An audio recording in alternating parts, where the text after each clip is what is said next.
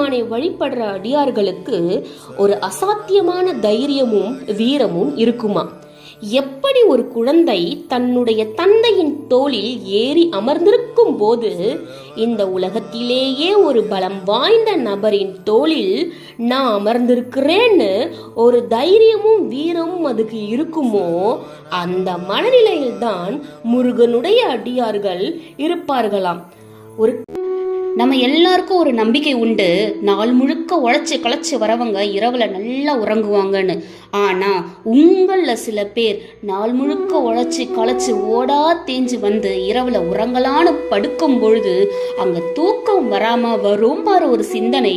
நாளைக்கு இஎம்ஐ கட்டணமே, அடுத்த நாள் கடனை கொடுக்கணுமே, லோன் இருக்கே, நம்ம வீட்டு வாடகை கொடுக்கணுமே, இந்த சிந்தனைகள் வந்து தூக்கத்தை வரவிடாம தடுத்து உட்காந்துக்கிட்டு தவிப்பீங்க பாருங்க. அந்த மாதிரி ஒரு இரவு வரும் பொழுது உங்கள் இரு புருவத்தின் மத்தியில் ஐயன் வேலை நிறுத்தி, கந்தா நீயே எனக்கு துணைன்னு சொல்லி இப்ப நான் சொல்ற பாடலை பாடி பாருங்க.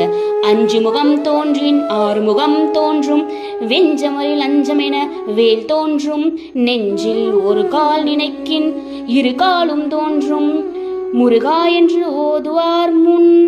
பாடி பாருங்க, உறக்கம் தானா வரும்.